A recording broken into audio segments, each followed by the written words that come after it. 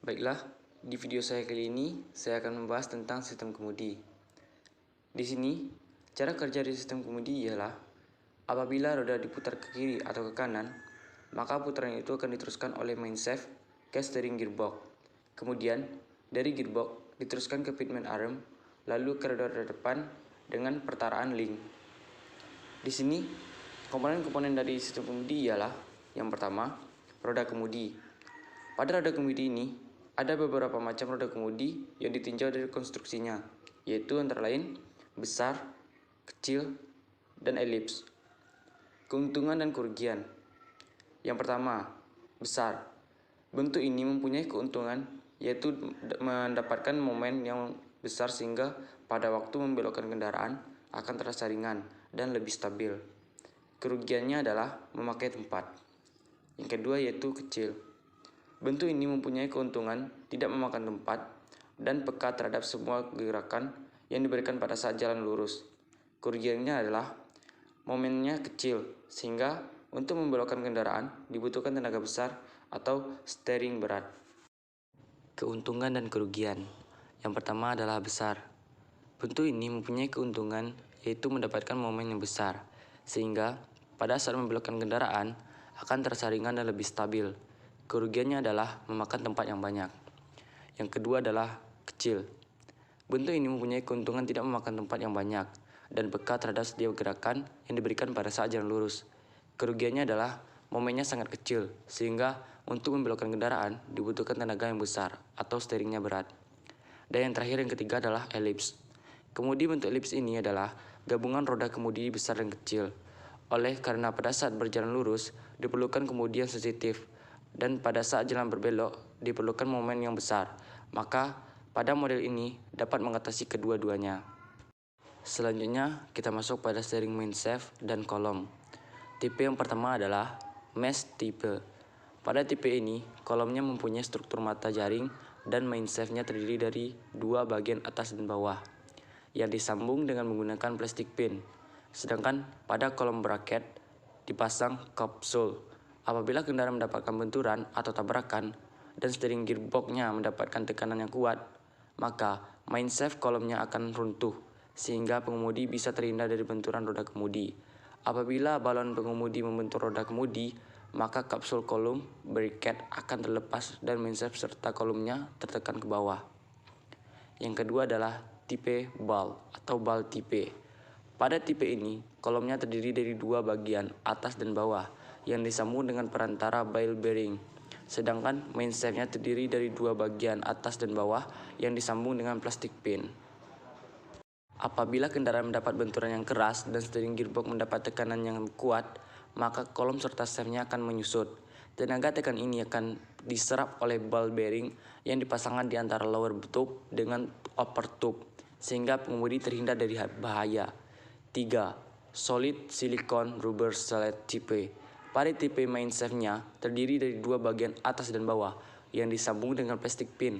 Di dalam main shaft bagian bawah diselikan silikon rubber dan pada bracketnya dipasangkan caster width. Apabila kemudi mendapat benturan yang kuat, maka bracketnya akan runtuh dan main shaft-nya akan menyusut. Dengan menyusutnya main shaft ini, maka silikon rubber akan menjadi tepung dan tersumber keluar melalui lubang orifice pada steering main yoke. Pada saat inilah, oleh tahanan dan sifat bracket silikon rubber, tenaga goncangan tersebut diserap. Selanjutnya kita masuk pada steering gearbox. Ada beberapa model dari steering gearbox, diantaranya ialah yang pertama model worm dan selector roller. Worm gear berkaitan dengan selector roller di bagian tengahnya. Gesekannya dapat merubah sentuhan antara gigi dan gigi menjadi sentuhan menggelinding. Yang kedua ialah model worm dan sektor. Pada mobil ini, worm dan sektor berkaitan secara langsung. Yang ketiga adalah model screw pin. Pin yang berbentuk tirus bergerak sepanjang worm gear. Yang keempat adalah model screw dan nut.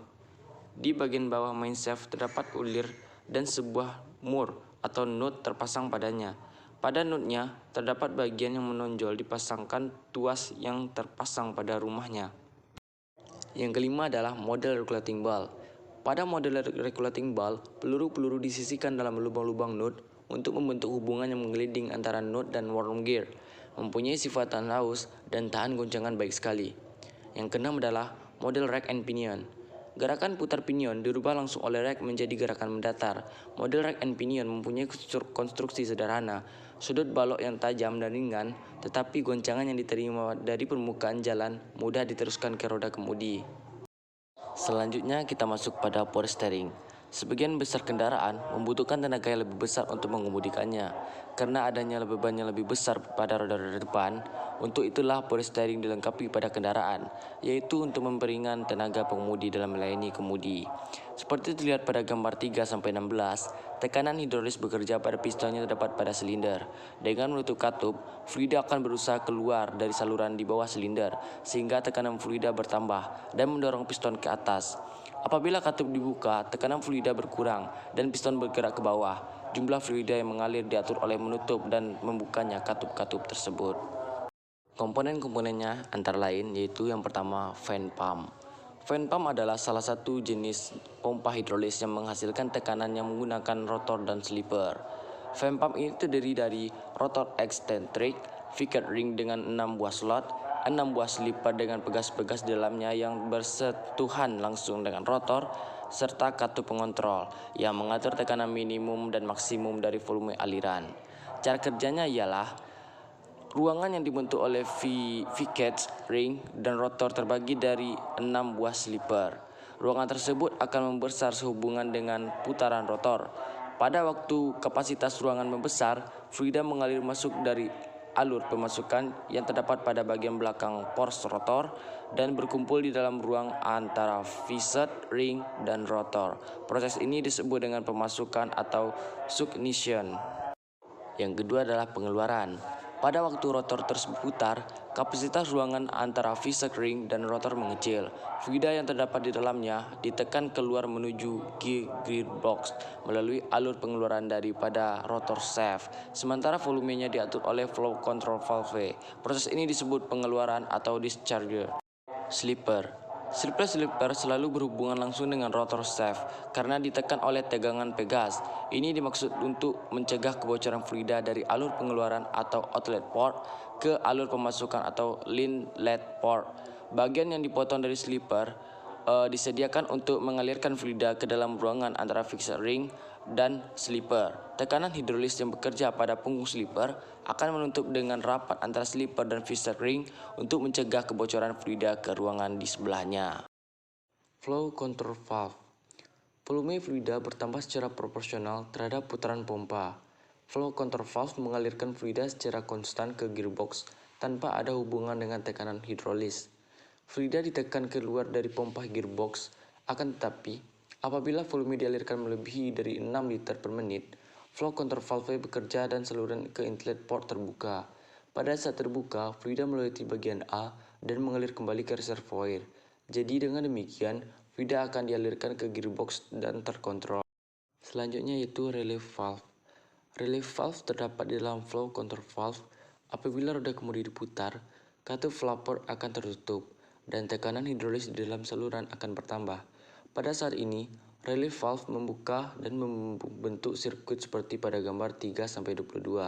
Jadi, relief valve ini berguna untuk mengontrol tekanan hidrolis maksimum yaitu antara 72-82 kg per cm².